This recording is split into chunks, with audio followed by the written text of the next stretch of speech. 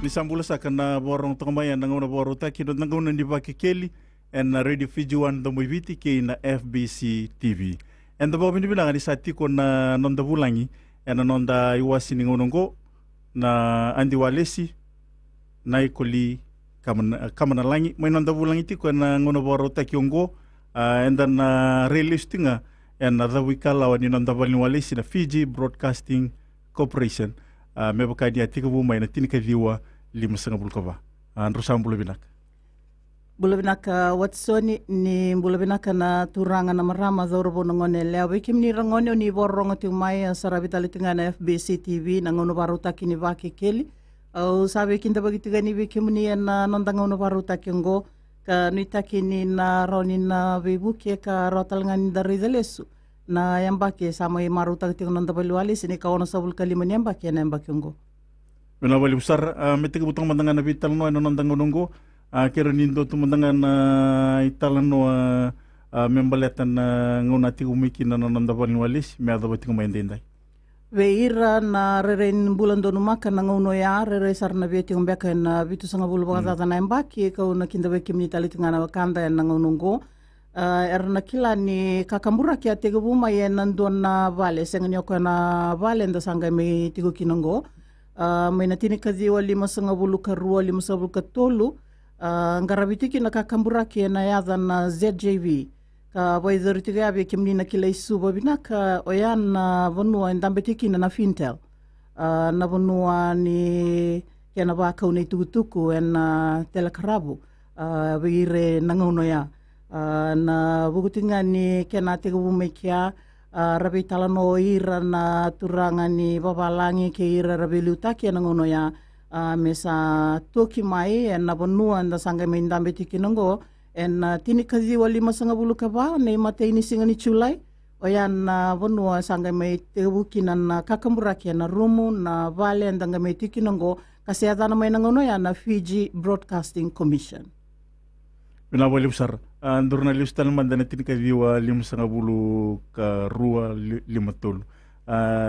orang ngata tingana kena itu tu ni ngauna ndo zakina lebih bamaruta keri tiku saranga na matsir mer lebih bamaruta keri ni bi bandi ting mandana en itu ku ani sabak so komunital tonga na nandangongo na bale besar be kimni na ndo batung me nangoni Vakekeli nangonongo enda sanga me rongo deti kona sere ni rakatoni na bolauni katukatoni erangai baka ngamai weekend to tongai mai bagatangitaka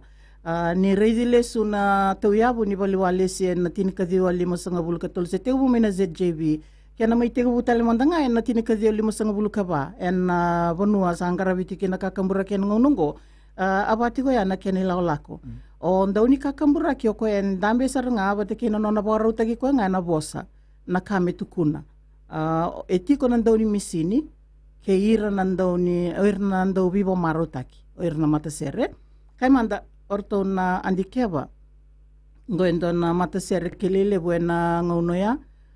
ka se kileitinga na ngonongo na bukuni tale ni bonga ke na sere randolangata ni tukuni na andikeba be kimni oni segan kila na andikeba ke oni ndo rongoda ngo non ramata sero irna ndo soko ndo tiko na wanga na andikeba na ngone ranga ndo yadho mekine na wabu sando kileitiko na mata ilaw rando soso yang gona randambe bata ramai ndo na biba maruta kina ngitana ukalel ramai ndo bata kina ena kena baruta kina mata serngona andikeba ertundo lako saranga mai nangono ya se saumi era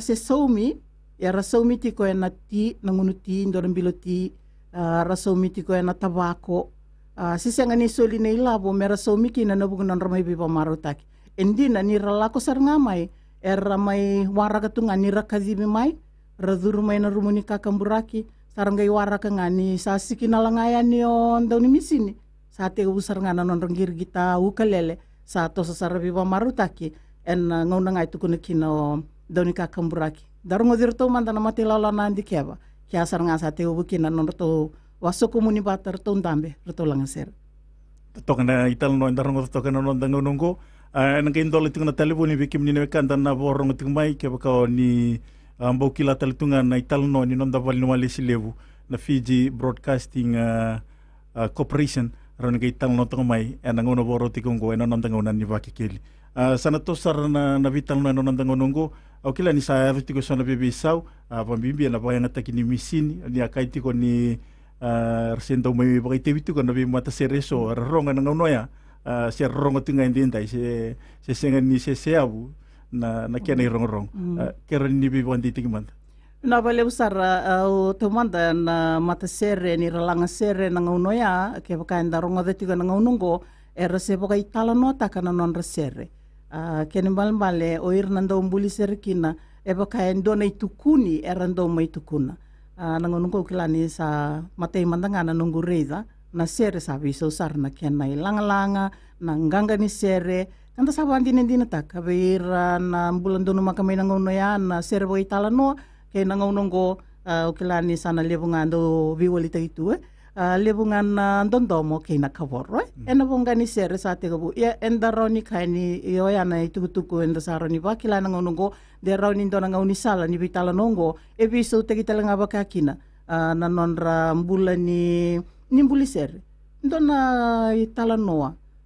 undo maruta ka ni o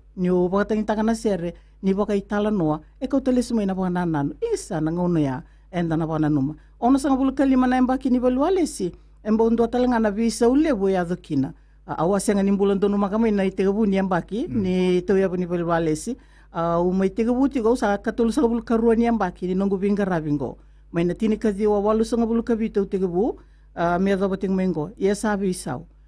nda kaimanda Senga ni mo indonu makana mata sere merlak ngamai satu kunya ni langa sere satu langa sere.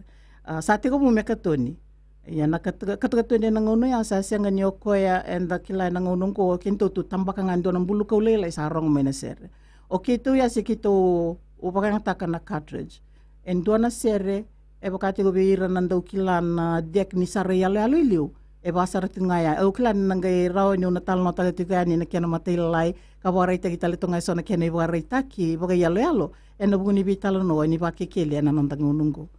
mina wali usar na itala no ndere mina kamena ndo mandana vingule kalek ni berni nangai bakuri talitiko na ngono boruta ki nondang ni Vakekeli and Radio Fiji 1 do moiviti ke na FBC TV.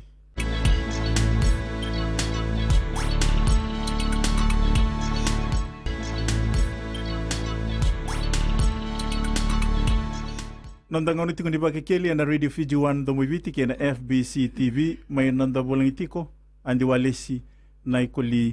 Kamanalagi. Dari mina kami sana to sar tiko na vital no na nanda iwasi ni ngonongo ndornali subutal man na mata sere rongo en ngono ya okila ni nruwa ba ko sukumune son na italano ni sere era wante otakatu nanda umbuli sere na ngono ya. Na bali besar what's ni usang ni ndau ni sere ya na vital no nga enda vital no mai kina ki na ndau ni budu en ngono ya ndau ni sere karoni nda kouti mai na ngono ngo mero ni mai ba madala tak mato asa awarita tiko ni sere baka itala noa erandau mai langata o erandau mbuli sere na ngono ya e baka kami datinga ninda sere mo na ngono ngo ondo na kauka ni lebu berna bi mata sere na ngonongo era sale sutinga na sere na ngono ya nanganga ni sere era kautanga mai ramai boka buta kanga en na iboka tangi e boka ngata kia na ngonongo ndora keni barita kingo wa kaiti gorto nandi keva orto nandi keva ni orto mata sere non ranando soko en wanga me boka te gerto na APC band vernando kilailiu elasa ninda baka samata kana kena leito yabu na APC ben evango na norto to yabu arto turanga maina biasana o baka kina na Pasifika turani Solomoni na bibunu na Pasifika ra mai bulan ena nonda benua ranga iduru balimbula nangone raduru kine balimbula enduanga na weni mate rando ngunu baba lebu na ngunu ko satu na Panadol na bi matangali we wai nimbula na weni mate na ngunu ya se baka ngatenga kina na APC eba oir na bulan donu makana ngoni APC era kilabi na kana rere ni APC ya ni ngunu arto uzuru kine balimbula arto sanga ibanga nana nutaka webe ni tu suka ni balimbula tu sale mbula binaka tu lengaraba nando tu itabi ndo manda nando tu mate sere tu ndo biba marutaki e na bono ni mbuturara ni viva marutaki tu viva marutaki e na waliwalesi me sa tanda to na APC band ko ia ko baka toka eda taikina na matasere na APC band ke na lebu na bi matasere era tu ia ni ralangata mai na non rasere na kami de ni vi ka bagai tala no era tala no taka ndo tala tiki na urei na vi sa we ado mai se ko ia na misini awasa bare taka to ndo na kene bare taki na cartridge and na ngona i liu ke baka ni kila na ndo usara ya lealo me baka usaka toka na deck machine kondo bare taki na lealo and ambiuta yani oti ngai ndo na sere nda ndreta mai nda baka isoso mi taka taliani ito ni kito sando baro taka mai na cartridge e vian rau baka na tubu ni cartridge na ngauna e boi dhuriki na ndo na ngauna ni kakamuraki ko baka nga ona reda tongori ngori sa boi tubu tunga mai e basara tunga ya ndo na cartridge ndo na cartridge ndo na ser o ya na bi ka ke to ndo no makamai ke na no da dola ko na valia le alo iliu do lo reini rado wiritu na tape ya se kito baka ngataka kito se katone ki ana porokaramu ko sa katoni tikuni ko e na computer na bi so levu ni bi ka baka liva na misine baka ngataki o yung manda undo no makamaya na tinikazi o walo sanga bulu kabitu ni mai teki bu baka ndo na ndo ni kakamburaki wangauna se atana ba pertane na ngono na part time presenter me do bating mai na ngono ko ya na bi ka la ko durumi tu mai e na buku ni kakamburaki sanga mi tiko ya ni ko na nonda bosa ndo na kambimbi tongoka na nonda bosa ya enda au kalungata ni mai i bingarabi o zakada batiki reso esa matuan dina na bosa rasanga sia tatalnga na kakamburaki na wali busar na iba madala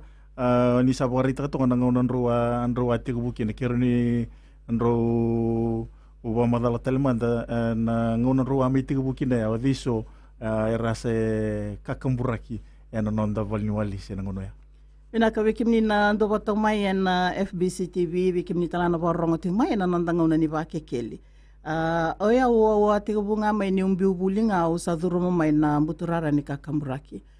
endona kamandangango kay tigo elongo sei ko na langaser tondo wande otaka vale natalendi ke na nonda sangamen da kila na warongo na nungu do warongo sere bola kani sere nga langa ni na wale se ulanga taliti nga mai vale sabi mbuta sembudina tigo bia wendua na yalo ni ndo warong ka kene karu na nungu ndo wamuretu na retio na ngono ya se tolunga na radio ko kila ina station na Radio Fiji 1 na Radio Fiji 2 ke na Radio Fiji 3 ko sa Gold FM chigunikua ya na tolu na station na ngonongo enda sanga inding ngana bi matangali station enda nganreba menda na baita bikina tinikazi o walu sanga bulu kabitu au tigabu bando na ndau ni kakamburaki bangauna part time presenter ni ote au kalunga tani mai bingarabi bataki andi me kai nona ngauna na ndi me ngaraboti kona ngauna ni marama senda urungo di mai na ziwa me adaboti kona tini na ngauna ni marama o me ngarabota langa na ngauna ni marama ka mai alianyo andi me na bukuni sa zingu bakazaka au me tomana ni otinga ya usa ndoana ndo ni kakamburaki tunde mai na ngauna ya me adaboti koni mai azo na bibi sau na bukuni beli utaki mai adobasara mo buke be ratu alesi nikua sa mai toru tonga nei tutu ni belu taki ko bobi ni bina ka uriza lesuna non rambula ni be tumberi o ira rasaya liani na ni mami azaka bata mai nungu manindi o busani wailala la serusa busani wailala nungu ratu alesi rangono ya urupeni senimbulu o tisangai mai na wakanda to apuku kidoka o mbulan dono makamay na bingarabi ni nausoko da ungarabir na ngone wambu undu talanga ukalungata ni ungarabir talanga na ngone non rangaw na ngone salote kuroi sirelikini seruanga ni kalo lebu na yaza kilai mboya zobe chosu ambongin raw ngoendo na turanga o kila nindo mureba lebu na turanga talai aratu sala sukuna kirombo bitala noa e bande o tegiti umikina na matua bosa kena kila baka abosa merawa ni matata ka mata uki na birnando warong natali tagatalenga vakakina me dapating me nangunikwa ina wali usara na itala no rongo bina kan rongo to kan no ngongo nderi bina kan mena ndo telemanda na dingu leka en ngono boru taki no ngono tiko ni Vakekeli en Radio Fiji 1 do moiviti ke na FBC TV.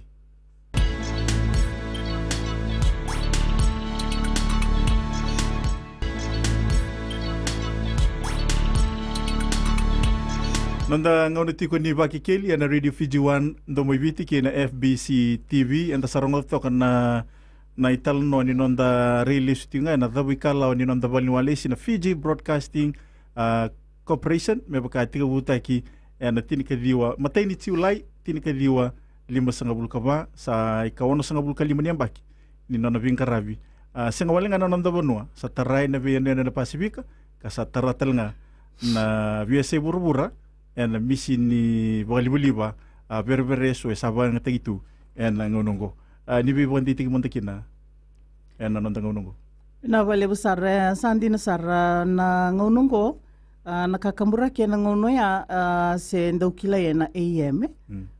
ndina ni tarra na via sei viti taudoko ye se senga ni tarra i burabura se na yana na Pasifika na vika membaleta na kakamburaki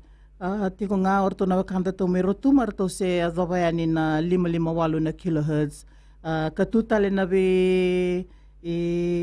kana ba pertania na frequency na vi wase ni kakamburaki kali se matira na biu liba na vi bunu orto mai lambasa indo tana non rotor to menesa sabakara wakakina vi kende suba na wase lama nitukuni na AM ni kuwa sarua sanding-indinga na FM kabakina na AM vi kemni na borongo tingmai na bonua esengani adoba na FM balalata ni sando laki adoba indo na bonua kai manda na beulu ni bonua sando ndendre ni zambikina na kukawa ya na bonua ngendo le samata kino AM metaraire ni na kanda retu na lama ni bonua taraire sartio na kanda ni mbule na kanda mena tu lau ya tu loma ibiti mena no kandabu ya na ngono ya se ko ngana bioli buli ba samati kenda tu mai na ritio ka na Radio Fiji 1 sangai mai muri vida tongana empaki sangai mai toya bukina nambula FM ka station vita diniti ko ke na Radio Fiji 1 oya na ngono ya ka salabatale tunga ke na bika bagaliba ka tuguniti ko ni sabi semati ni kuwa ki na Pasifika na biasa ibura be ratal ngar na barong tingmai ena nondang ngongo satu na bi ngoni sala tale ba ko kine tuku na kena totolo na kena rawa me baka na ngono ya senrendre sarna bande takini tuku ndaroni kaitiko na ngongo ka yo manda ni umengarabu tiko ndona programa na menembudani valu ili usei bola me lepononi ei bola ngai zingomi era bola saranga urna tiko me lepononi ba ko mai na meli sanga me imbasu sanda gai wili tiko na kair yana ngono ko satu na email, satu na ibola mata, na Facebook, satu talabingo ni sala raw ni kena bande atake ka satu tolo sarna toso. Ya sabando dono tal ngamen na toso bata ki ngona na buku ni wuli bibongi di goberna lupenda na ngono ko. Binaka wali usara na ibo madala sanandola tingo na taleboni bikimni na kanda na borong tingmai ka bakaw ni via VOCI se ni via talnoa ka embaleta na nonda balniwalesi roningai talno tumai na nambani taleboni na tolu rua seiba dio nandrau ke na vitu tolu rua viwa seibondo mai nonda bulangiti ko na andiwalesi velita ki na Radio Fiji 1 do moiviti Nai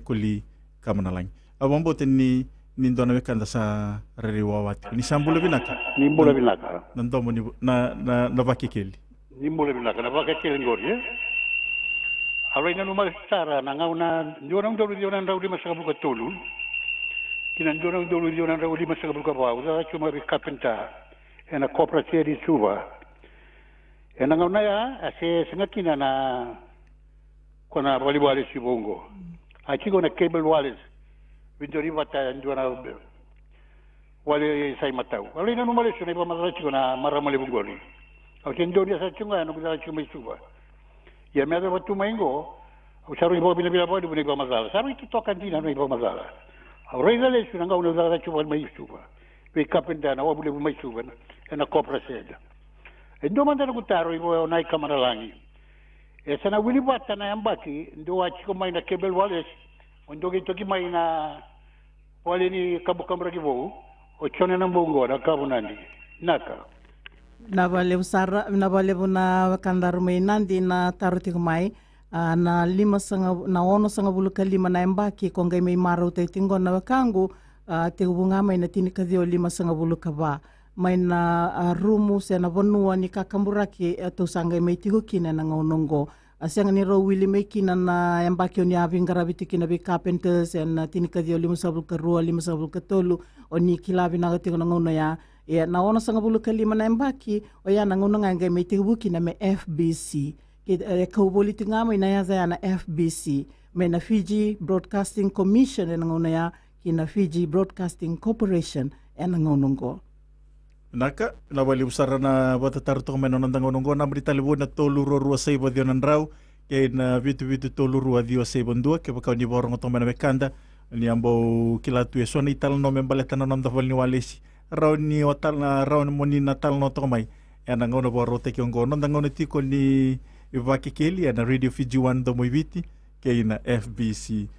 TV sana to sarati ko na non dai wasini ngonongo bombo tinindo tale na kanda sawawati ko ni sambulu binak ni sambula iya to chon bulu binak awa bulu talanga be nanda andi walesi nimbula binak iya to ko sarti ko na nomuni ba mazal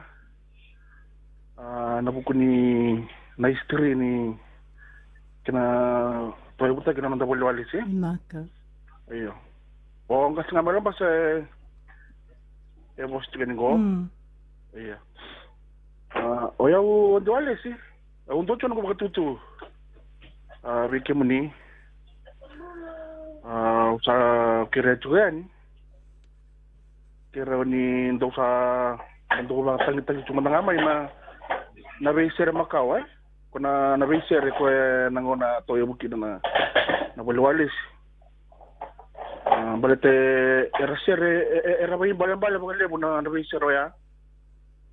nga ba lebo nanda tari da nangongo pati tara da nambula tanlo tay kina na wika hindi bikina nanda wiasana nanda wanua era talanga me bakati tekendali so na winga una makawa ka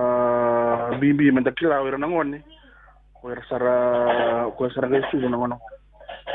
tele bona ser era ndara wala tu ngon ko baka sa singutu na kandang balambale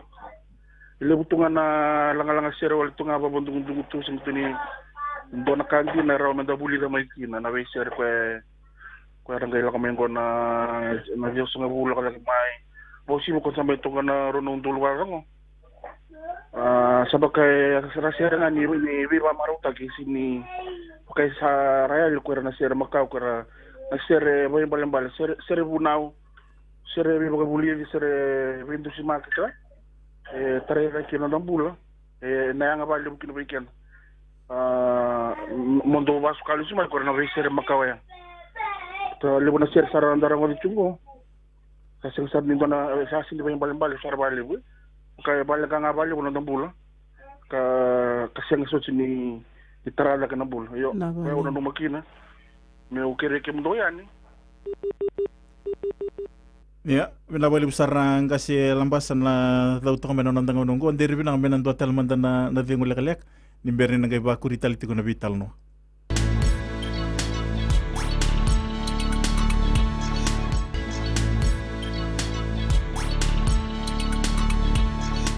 Nandang ulit ko di Vakekeli na Radio Fiji 1 do moiviti kay na FBC TV. O pang bote din do tala na wekanda sa wawati ko ni sambula binaka.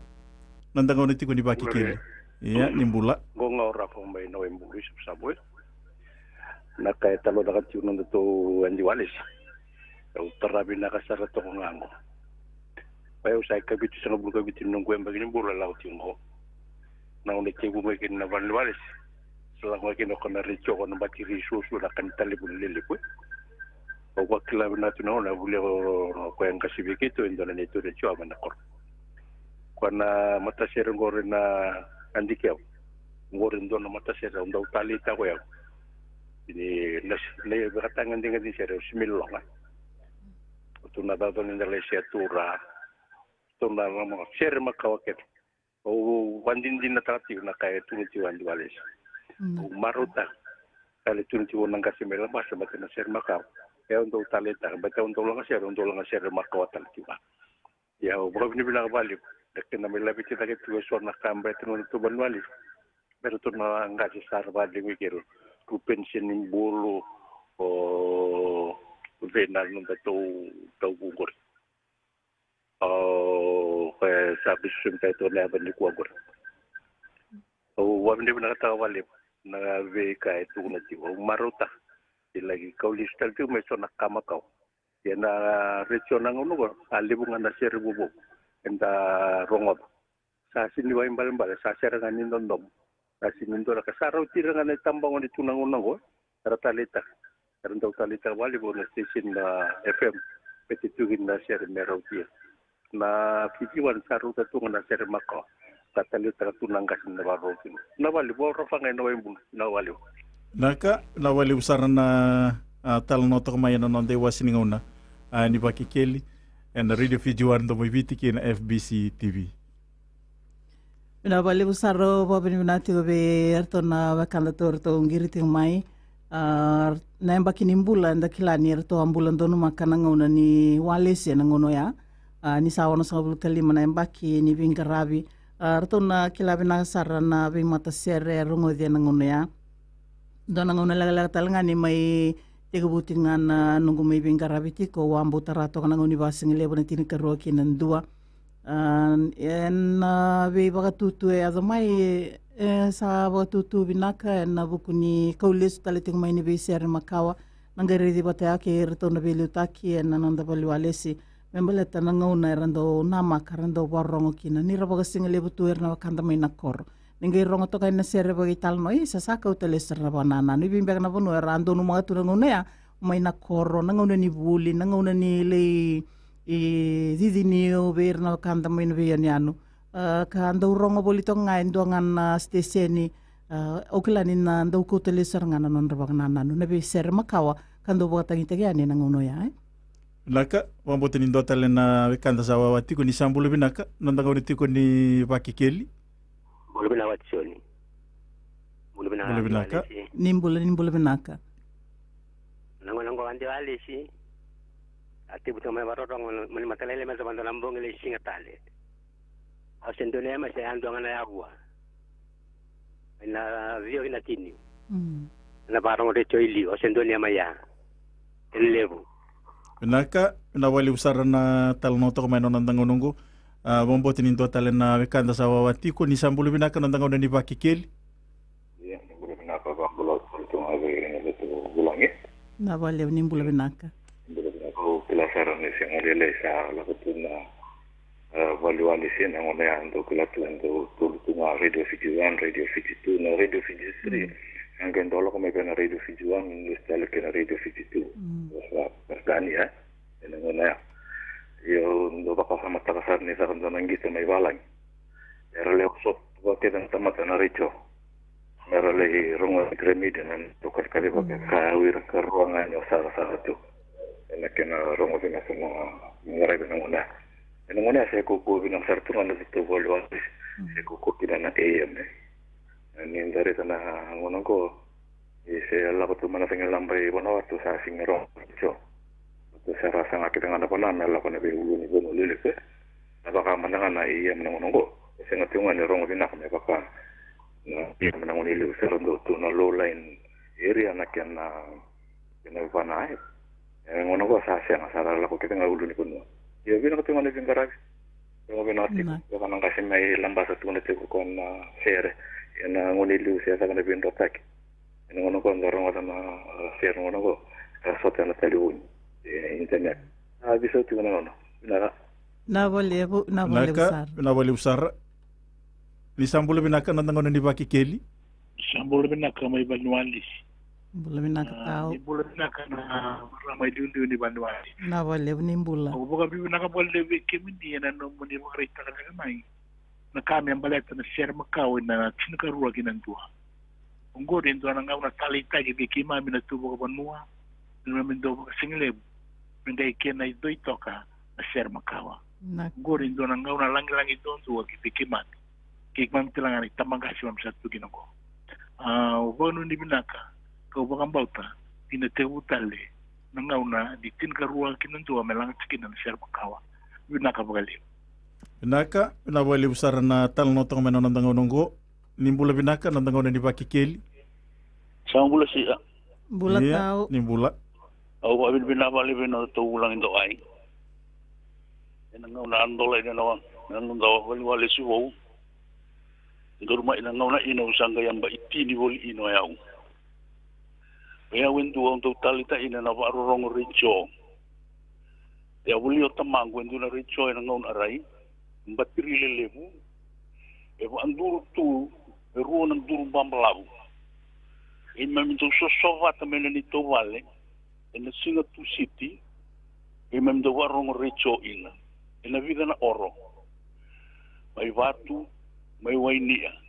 Indo sinay. Ina talitai na walin-walis. Yan ang ngayon ni Uwa. Sanggay tiyo saray deo na batang dengan ni Vingrab minanong do walin-walis. Ang sawa binibinain walin. Na wale. Yung nga William Miranggo, ilay na yata, tau pinibuni bang namu, may unway. Pinawali mo. Binaka, pinawali besar na tal notong mayan non dai wasini ngonongo dari binang binan dua talamanda na dingo lagalek. Nimberi nang ibo da bari tigen na vital no. Nangono boru taki nandang ono ni Vakekeli and Radio Fiji 1 do moiviti kay na FBC TV.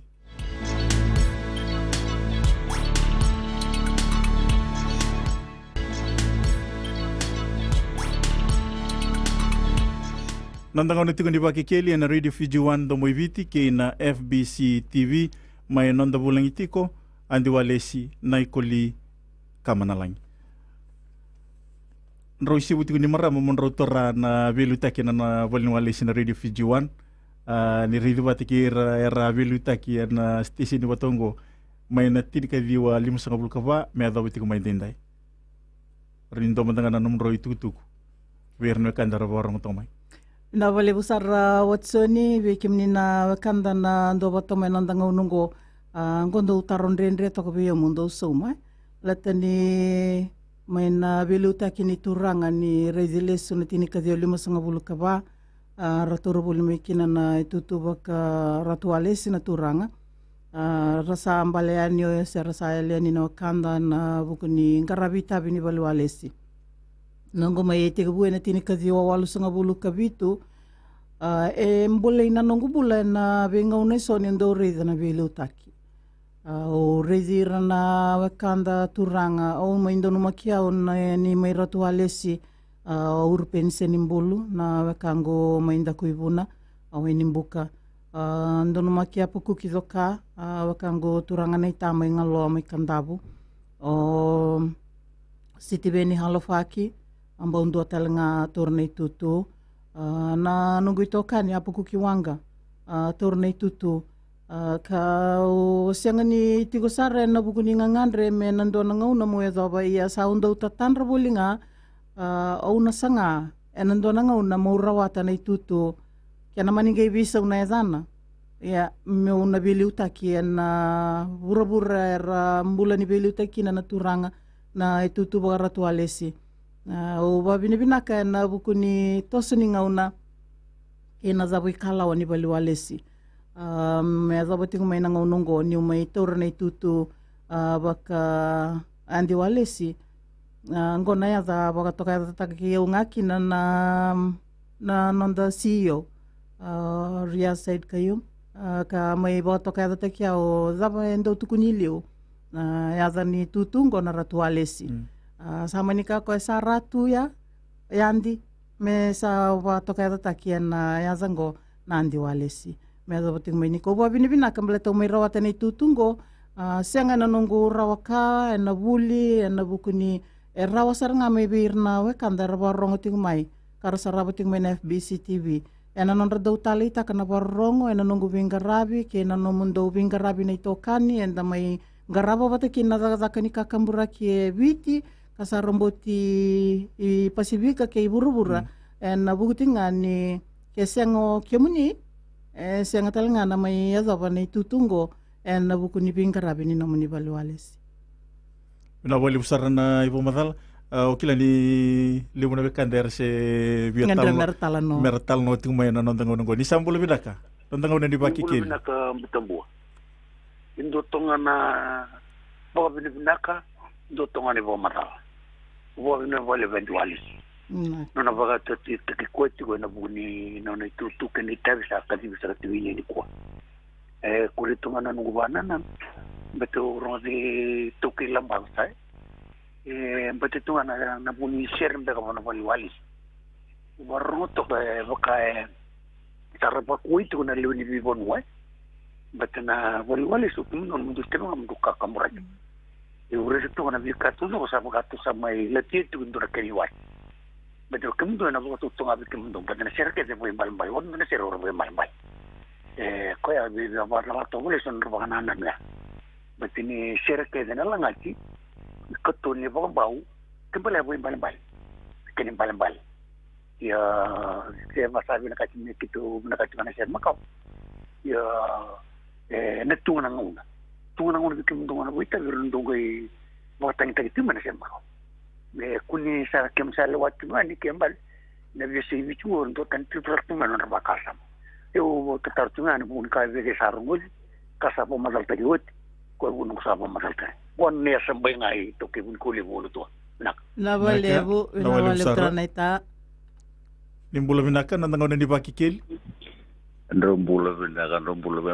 wacho nimbula binaka juali rombula binaka mai dia rombula binaka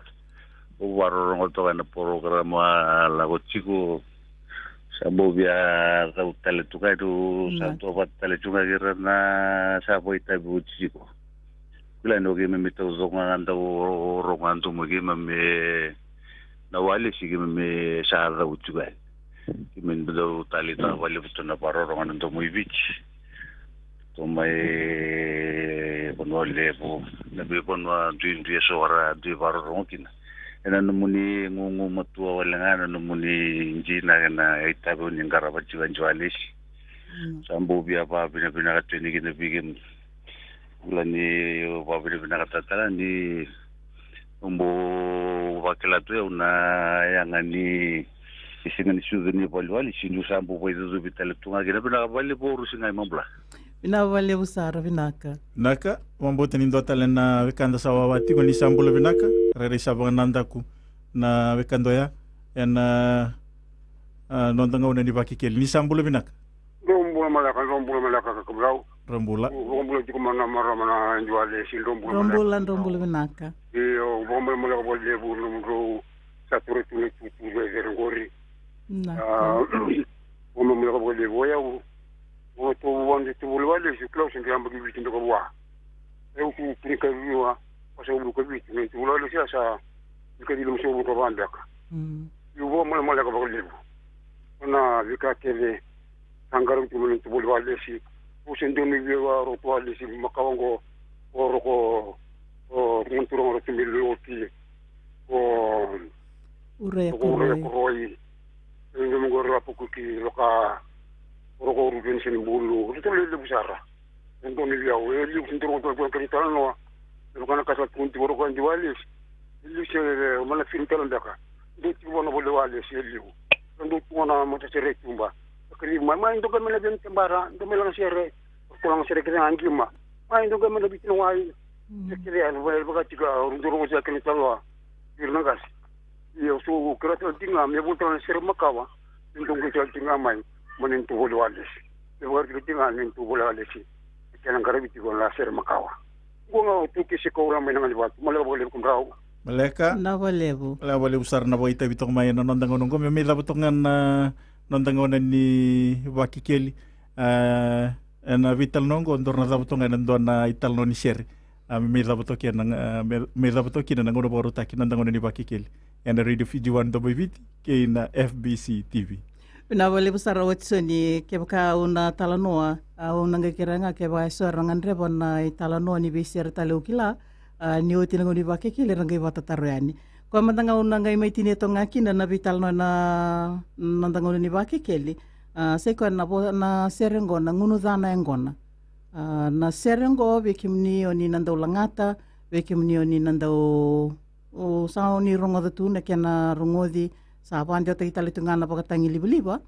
na serengo na serne simeli longa mai vandra mai ngau. Embuli na serengo membele tirto na turanga ni na vanga mai koror to vitambani. Ngande bekai ina vanga o simeli longa. Ngailei sotabo kinoko na nonrangune angona tigo na turanga.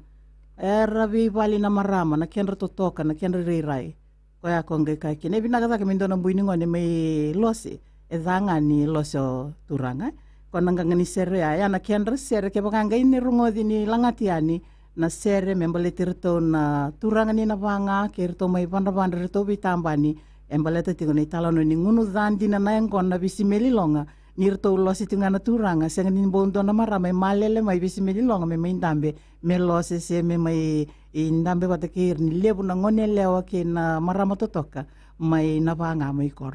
Ya mai na vitan lotal ngawaya sana mai dapat tokin na ngona boruta kin na ngona ni Vakekeli na radio fijuan do moiviti sa wabin bina katakiti na nomon rongon na nomon romai bulang iti ko na ngona boruta kiongo me da bana non dai wasi ni ngona kataraba di kalunga takatiko.